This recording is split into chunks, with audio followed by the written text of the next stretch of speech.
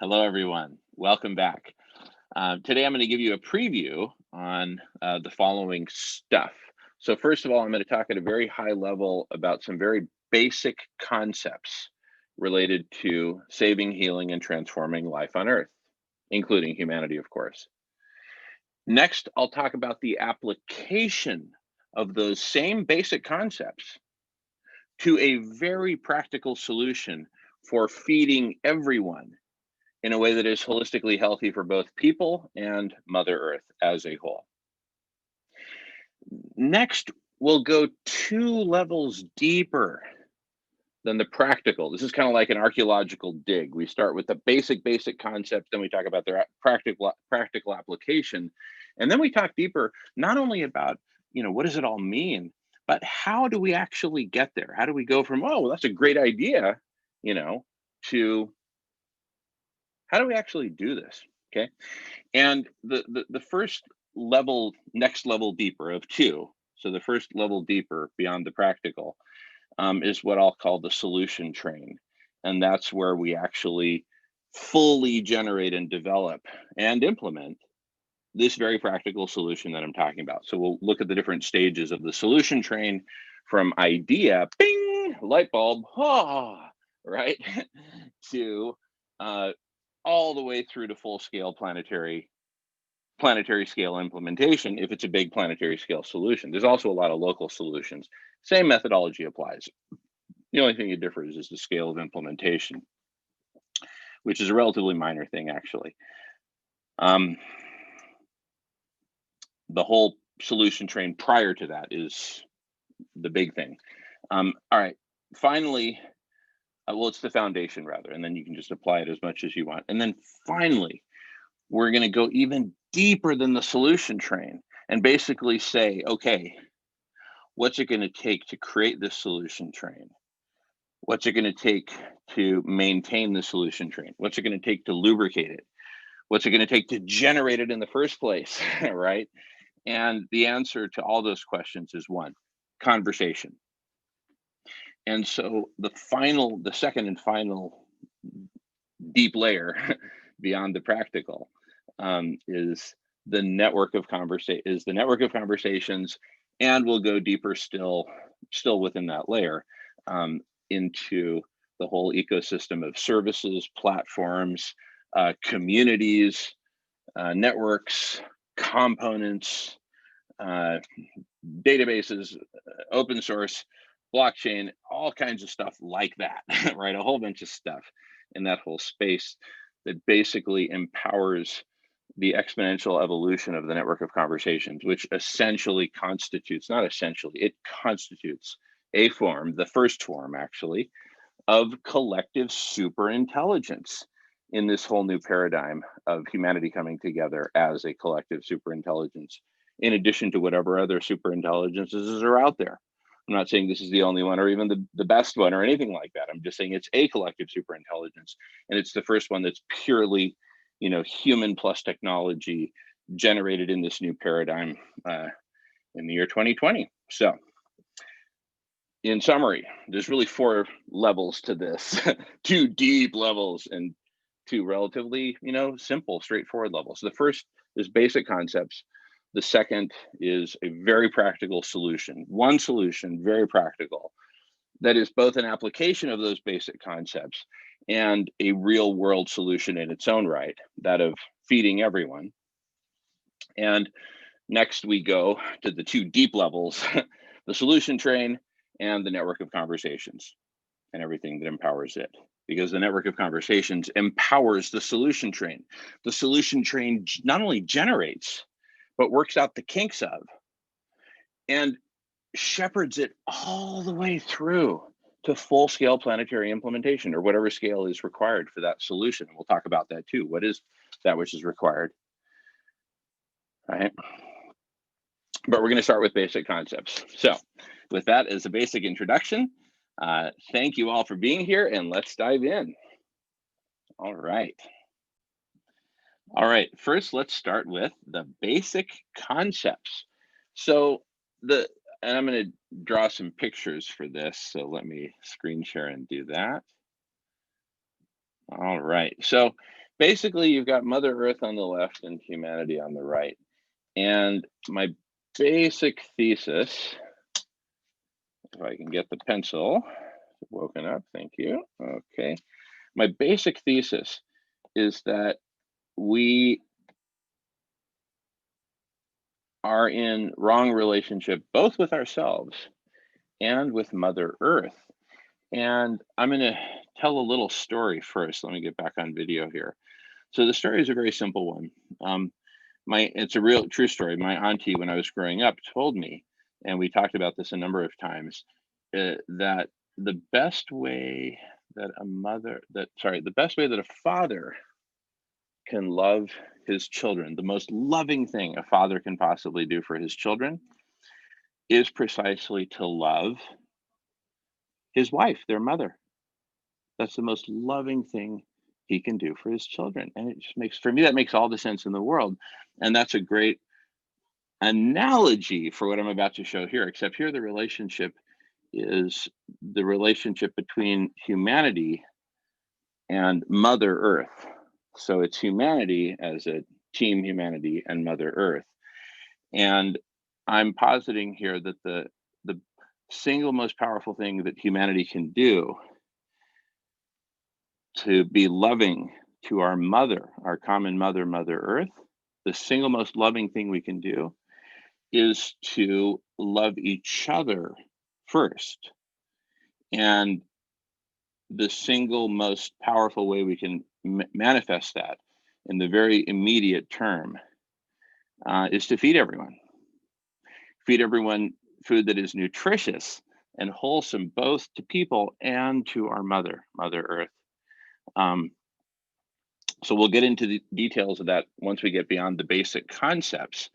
But I do want to just share a screen again here and just show some basic, do some basic drawings here. See, right now, because we're not loving each other, because we're in wrong relationship with each other, right? And it's a hurtful relationship.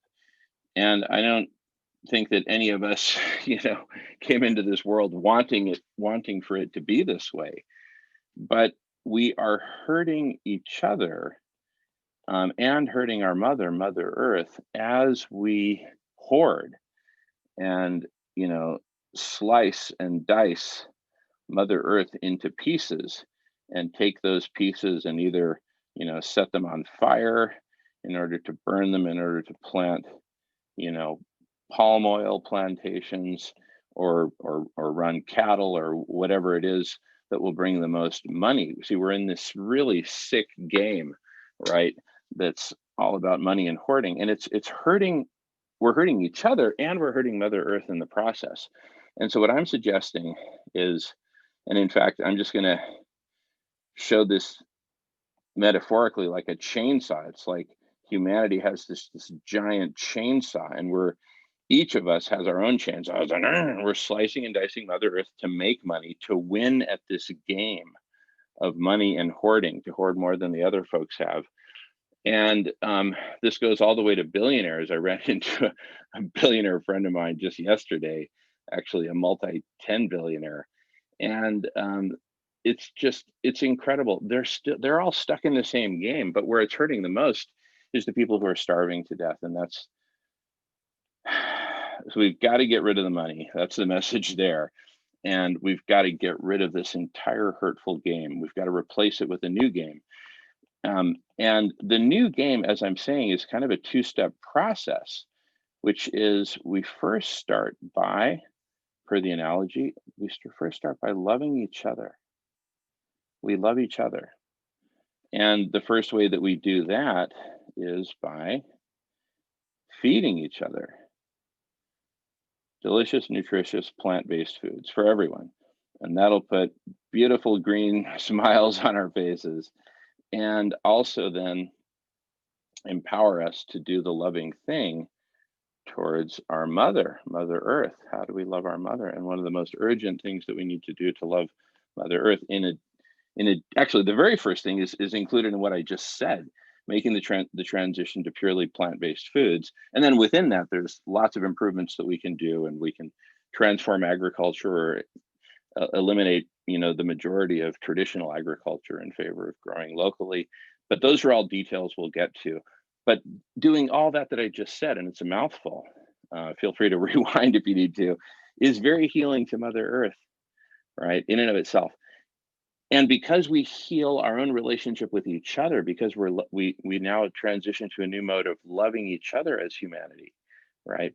We're then able to extend that love to Mother Earth. And one of the most important and urgent ways that we can do that is what's called SRM, solar radiation management, which is beyond the scope of this particular update, other than to mention that it's next. So basically, we have solution number one is we need to feed everyone. Solution number two is solar radiation management.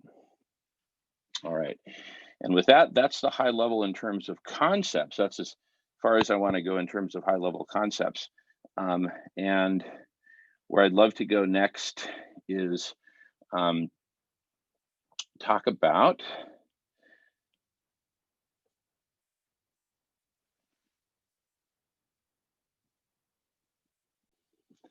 as promised, a very practical solution in its own right, and also a very practical application of these basic concepts that I'm talking about. First, love each other, humanity love each other by feeding everyone.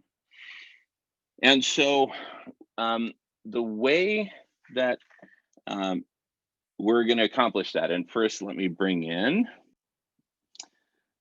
first bring in this picture from 5 years ago, the Community Cafe, Rosamond, California, Southern California, where we fed an entire community for free, zero cost. There wasn't even a tip jar. It's just like free food for everyone, right? And that's one of numerous instances that humanity has done to feed everyone, notably organizations in India, from Hare Krishna to many different organizations feeding millions of people. The point is, there's a lot of points to this, but number one, feeding everyone is just absolutely essential on multiple levels. Among other things, it gives us the opportunity to finally make that gear shift to plant-based, feeding everyone wholesome, immune-boosting plant-based foods. But a major new innovation on top of, say, the community cafe model of just feeding, large numbers of people in one location. And this innovation that I'm about to share has just myriad advantages. It's kind of amazing, but it took, like many other changes, it actually took COVID to get us here to the place that we could see this as essential. But here it is. I'm going to show some slides. First, I'd like to introduce my mother, Carolyn, and we'll be very happy to know that we're honoring her and she's with us in spirit. I'll talk with her later today. Anyway, Food Healers of Whidbey Island. I'm going to give a specific example of implementing this in one location, in this case where I live, Whidbey Island, Washington. This is an image of what I'm talking about. Wholesome, nutritious, plant-based stews.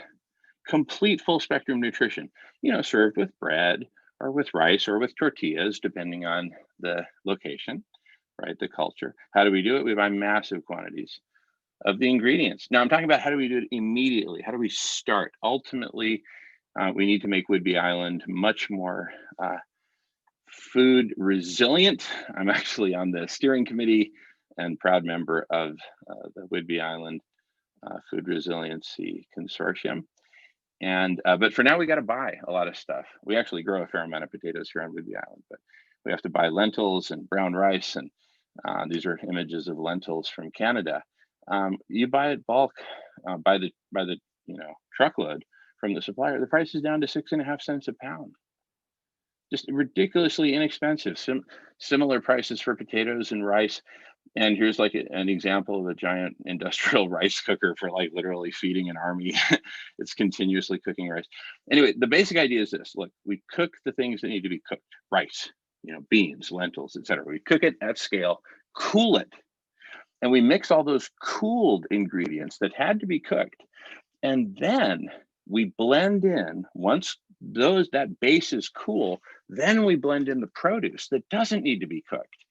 Some of it does, some of it doesn't. And We chop it up, mix it in. So it's all mixed in cold, mass produced. And then this cold stew where the vegetables have never seen anything above, refrigeration, it's basically a little above 0 degrees centigrade, or right around 0 degrees centigrade. We then transport it cold, just like they transport cold milk. We have the technology, is the point. But instead of using old truck technology, we want to do this in a way that blasts into the mind from the marketing standpoint. Okay. And the best way to do that is with the fancy new Tesla truck with a space age looking trailer. So imagine this thing going up and down Whidbey Island, and when we have to go into the back roads, the woodsy back roads where you kind of almost need a 4-wheel drive, we got the Tesla truck. We detach and boom, go deliver the food. Food from the future. It looks like some space age thing because it kind of is. It's the year is 2020, if not now, when? But it's also food for the future. And really, that's the basic concept, right? And later I'll talk more about the background and more about community cafes and all the cool stuff we've done and work with Sato Hemp and its leader, the Hemperor of Japan, and so many cool things. But right now, the basic idea is we have a very practical solution that can grow and spread like wildfire. Because even though I haven't, it's not concrete enough that I can say, boom, look, here it is. And, sign here and here's where to deposit the money. We've got a lot of details to work out.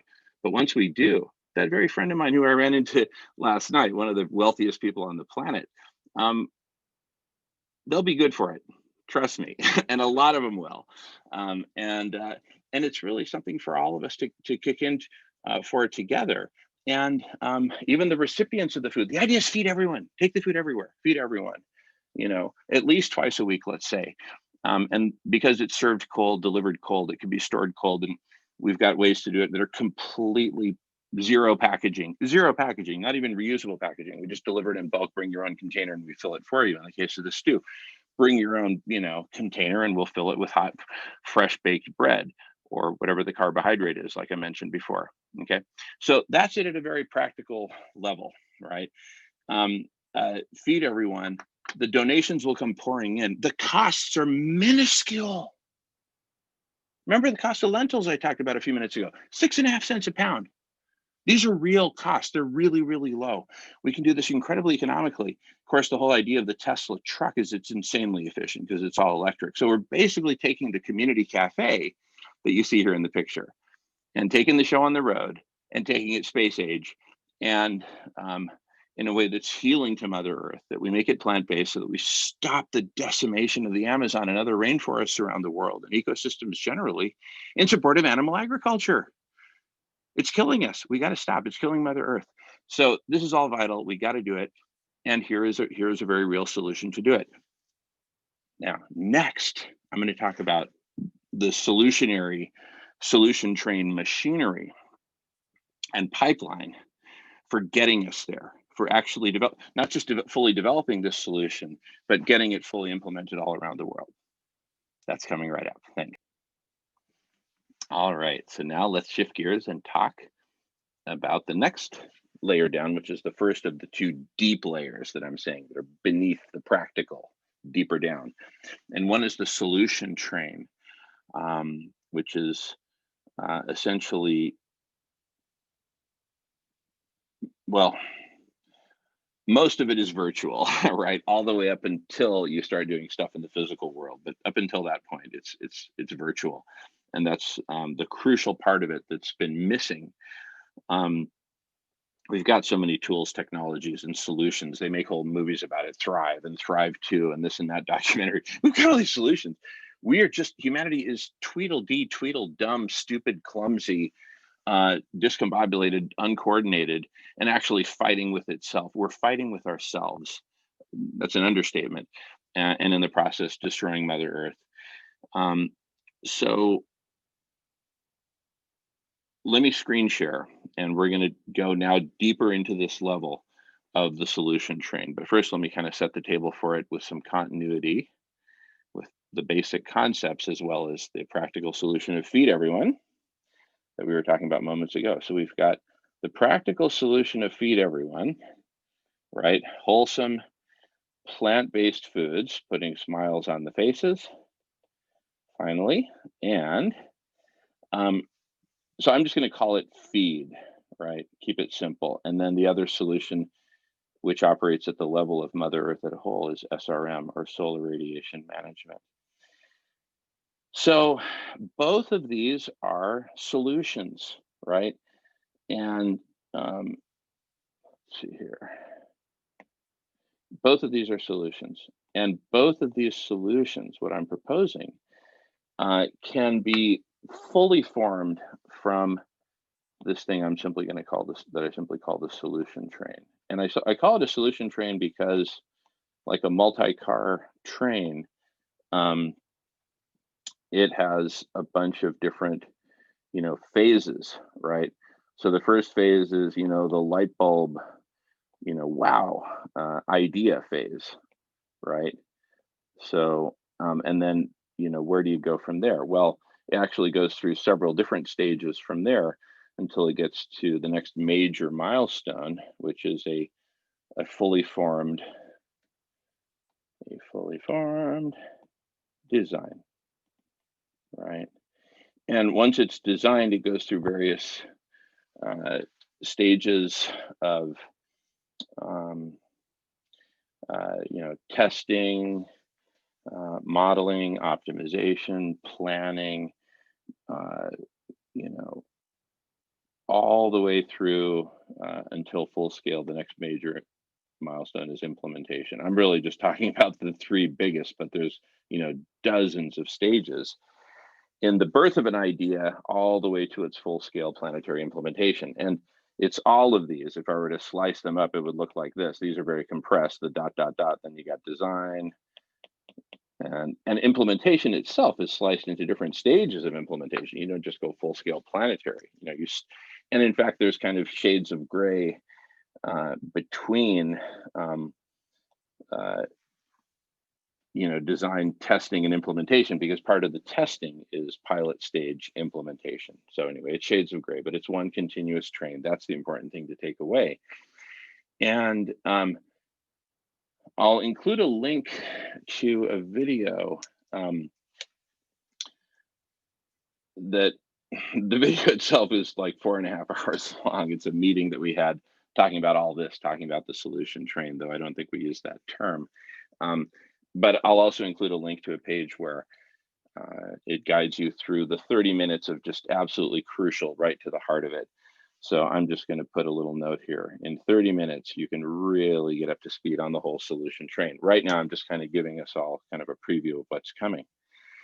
And this is all great, and this is all very well and all that, but it only works to the extent that people get involved, right?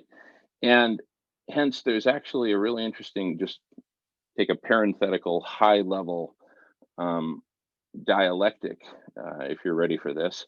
But consider that the solution train and feeding everyone itself is going to constitute a really beautiful dialectic. Never mind SRM for the moment. That's out of the picture right now. Because we're not going to be even ready to do that. I posit. I'll talk about this later. I don't think we're ready to do SRM until we've taken care of each other and really gotten united and stopped fighting each other. And so, but to get there, see, the feeding thing has already begun. And as I mentioned, and that in turn is bringing a lot of people into the conversations precisely around the solution train. And how do we do this more systematically than it just kind of popping up locally here and there? And so a lot of people are coming in through kind of the food channel, if you will. And it's a beautiful thing to see them all come in, because these are really wonderful people. And so we've got this amazing community growing that's committed to the entire full scale evolution of the solutions that we're implementing for feeding everyone, notably food healers. And we talk about that every Friday from 7 to 9 a.m. and 7 to 9 p.m. Pacific time every Friday on theconversation.cc. You can, and all the links will be below. Anyway, So that's one of the solutions. It's my favorite. It's the one with the Tesla truck that I was showing images of. That it's that solution implemented on Whidbey Island. But then it would just become a worldwide news that this community has just is feeding everyone, and everyone will say, "Well, why don't we have that everywhere?"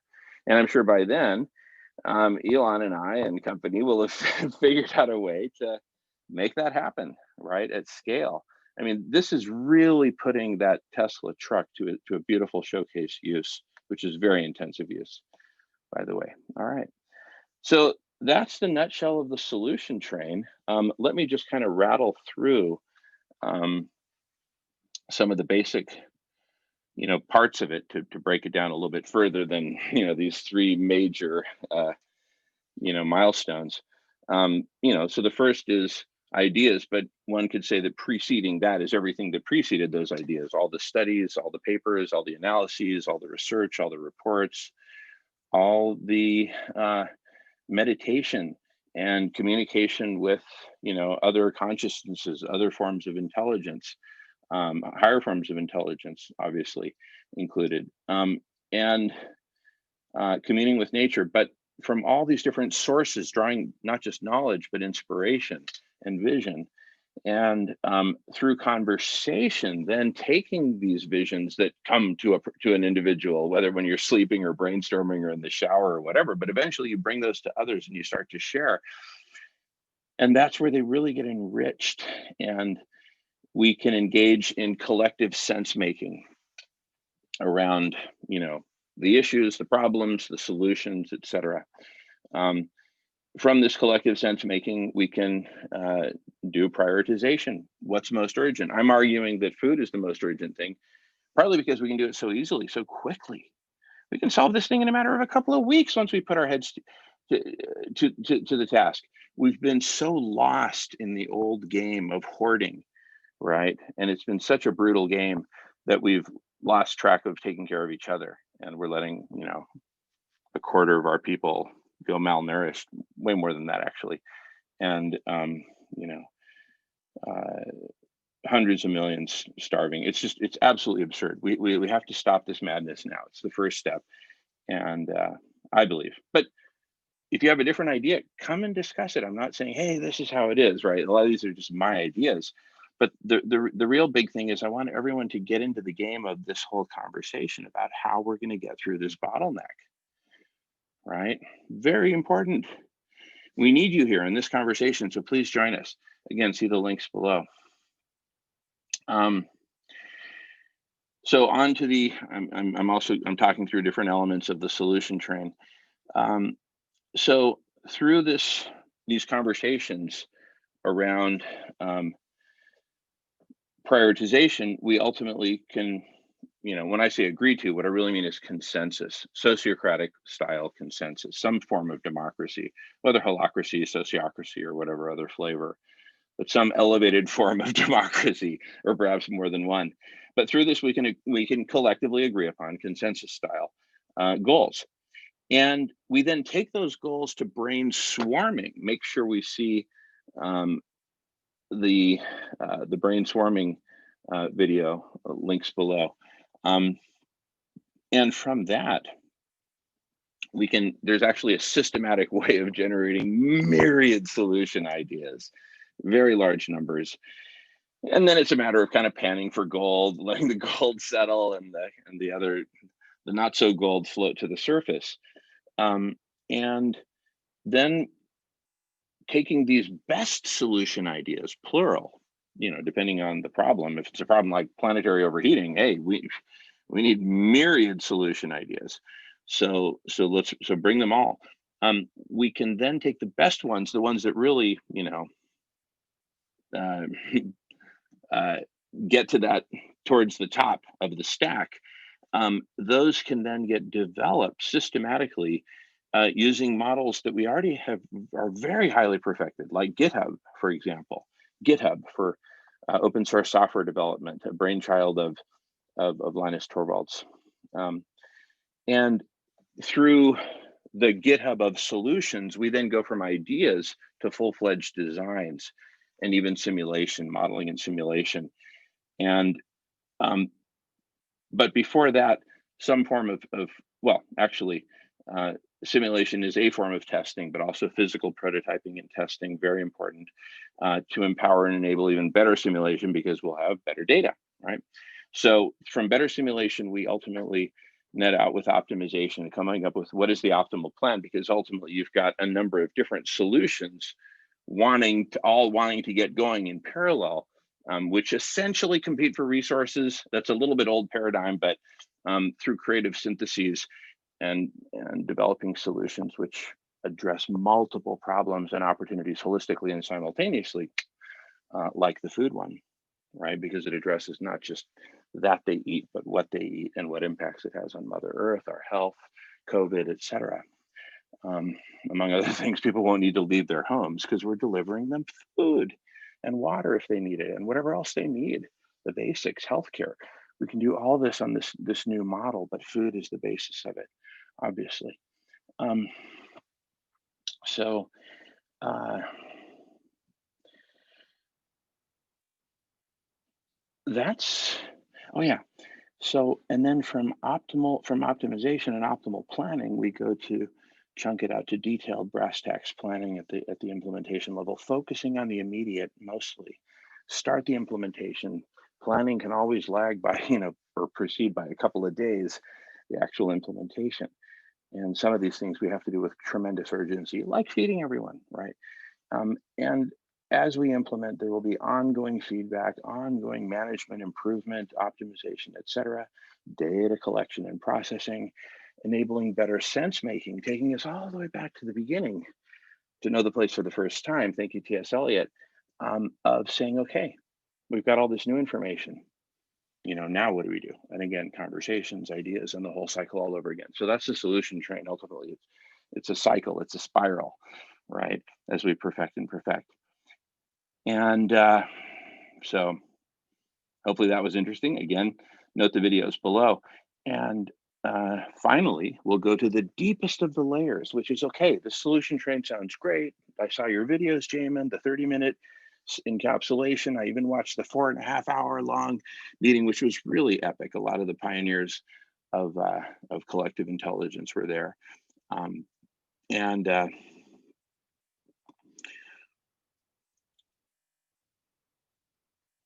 But all that, as I mentioned at the very beginning, depends crucially upon conversations to build the solution train itself, right? To co-create it, to build whatever needs to be built in terms of components, parts, whole sections of it.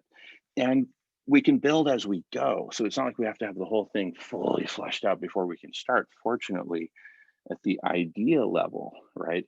That's where we have everything we need right now with the Zoomosphere, plus some other vital stuff that I'll be talking about in terms of the vital infrastructure in support of a network of conversations, which is what we'll talk about next.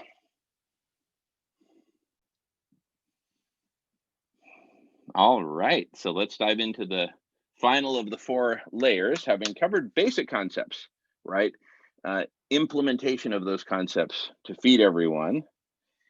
Third, the solution train. Fourth, we're going to talk about the network of conversations that co-creates and maintains and breathes life into the solution train and populates it with not just people, but conversations, right? So basically conversations will swarm around whatever spot is most in need of getting the solution train running at that moment. Whether the solution train is paused for whatever reason, getting it restarted, if an entire section hasn't started yet, getting it started, getting it on the tracks and going. Um, and we can do multiple stuff in parallel. In fact, there can be whole teams working on each individual boxcar of the solution train, if you will. That's kind of a nice visual for the blockchain. But anyway, this is a different kind of blockchain. So anyway, that's a whole interesting area of exploration. But let me first draw some pictures and make it really simple. What am I talking about with a network of conversations? And how does that support the solution train? Actually, a lot of how that supports the solution train is talked about in the 30 minutes of video that I highly recommend. See the description below this video, right below it in YouTube. and also much more in depth in the 4.5 hour meeting, out of which those 30 minutes are derived. So we talk a lot about it there, but the basic idea is kind of like I've been describing, kind of hand waving, that it'll take basically um, a certain group of people to take it from idea to really great idea, right? And another group of people to basically take that through the different stages of design, and that team itself will evolve over time. There are people who really like to focus on high level design, and others who really are great at the details and all that, right? And so on and so on. So basically, at every stage, it's kind of like at, I don't know, the Indy 500 or something. And no matter what happens to the car, there's a team that can fix it. If it's the engine team, it's the engine team. If it's the wheels, it's the wheels. You know, if it's the cooling system, it's the cooling system. Um, kind of like that. So we have special teams upon special teams. And one of the great things about some of the infrastructure that we're going to talk about in a couple of minutes is that we have really great machinery that's now coming online for helping manifest and construct these special teams at every stage where they're needed, literally on the fly. So that's what we're going to talk about in what we talk about next. But the heart of it all, at the heart of it all, is a network of conversations. And we're talking about not just any conversations, but what I call transformational conversations. What are transformational conversations? They're conversations that are fundamentally about saving, healing, and transforming life on Earth. Circular though that may be with the transformational, but pardon me that. And the interesting thing here, so I'm going to represent a conversation as a circle, right? And then I'm going to represent people as these little black dots surrounding a circle. So it's sort of like a round picnic table and a bunch of people sitting around it. The picnic table is the conversation, or represents the conversation. So right now there are literally millions, I'm not kidding, probably more on the order of tens of millions of transformational conversations happening all around the world, but they don't know about each other. So what we're doing is collectively, we, and when I say we, I mean a whole bunch of different communities and organizations and people, most of whom haven't met each other, or the bulk of each other, because it's a pretty big community. We're helping weave and connect these conversations to each other in lots of different ways to take them from being just a set of conversations to an actual network of conversations. And what makes the difference is the connections. So I'm just going to rattle off, just in the interest of time, because it's taking me a while to go through all this. I'm just going to rattle off some of the key assets, and I'll just draw little pictures as I go, for really evolving us from a set of conversations to a network of conversations, a true network of conversations. Okay.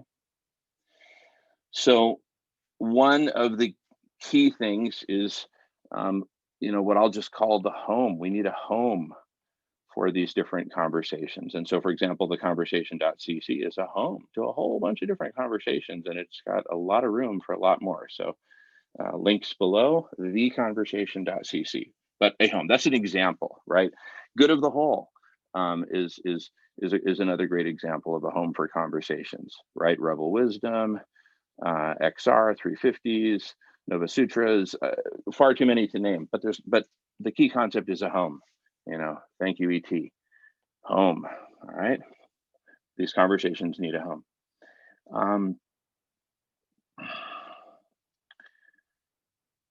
Another key asset that we just started last week on November 19th is that of the press conference. And see thepressconference.org for more on that. But that's an example. The main concept is press conference, right? Because we need a whole bunch of these. We need a whole bunch of press conferences in different languages, different areas of focus.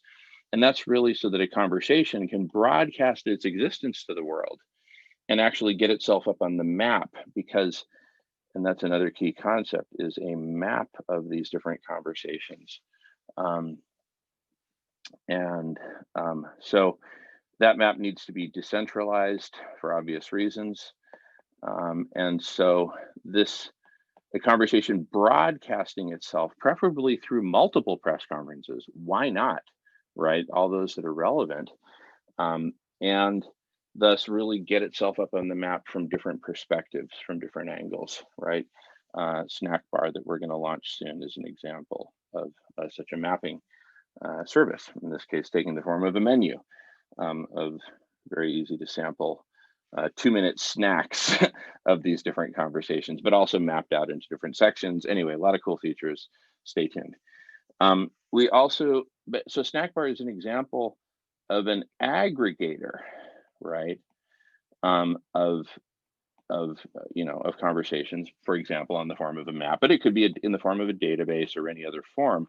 And then we also need an aggregator of aggregators so that people can see what are all my different options in terms of, what kind of a search engine with what kind of a focus, or is it more of a social engine, or is it, as in the case of Snack Bar, is it a social network of actual conversations, or is it more like a data thing? What is it?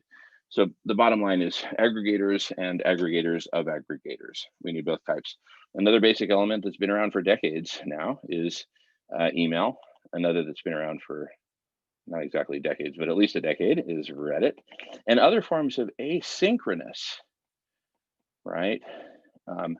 Conversation, text-based, to complement the actual conversations, what I'm calling actual conversations up here, like on Zoom, right? So think Zoom when you hear actual conversations. Okay.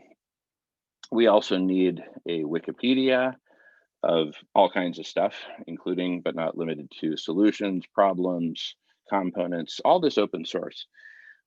We need a Wixonomy, a population of taxonomies of different types for different purposes that can be combined and mashed up and edited and all kinds of stuff, GitHub style.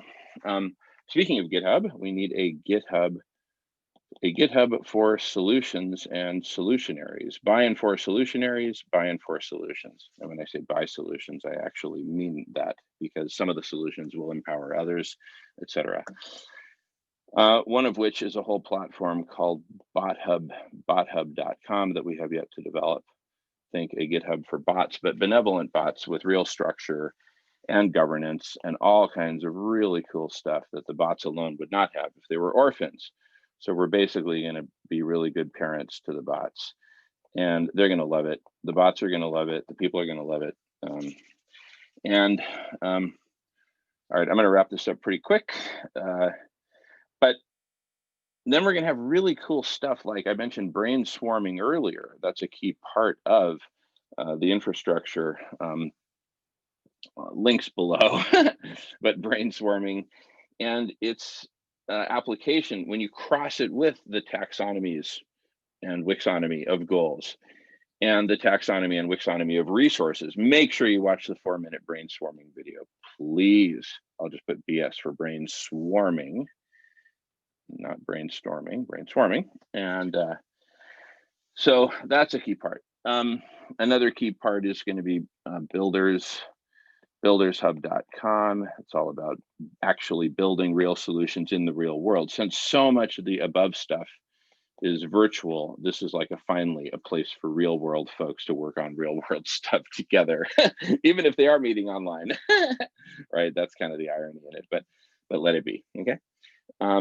Then we've got other parts, other whole components to this focused on feeding the world. I mean, it's not just a solution of many, it's also in my view, the most urgent, followed immediately by SRM. But again, that's just my view. The whole point is, please join us in conversation. Links below, theconversation.cc, for example, so we can talk about all this, right? We need to hear from you. We need all kinds of forms of basically messaging and making requests in between conversations. There's going to be important initiatives upcycling the very important assets of Facebook, Twitter, and other social media and web assets that are out there, basically repurposing them to be part of this whole ecosystem of services and support for the emergent network of conversations. Let's see. we'll have whole assets on the art of solutioneering and how that lends itself to conversation, right? When do you keep talking? When do you stop talking? And then everyone go back to their desks and start, doing what some people would call real work.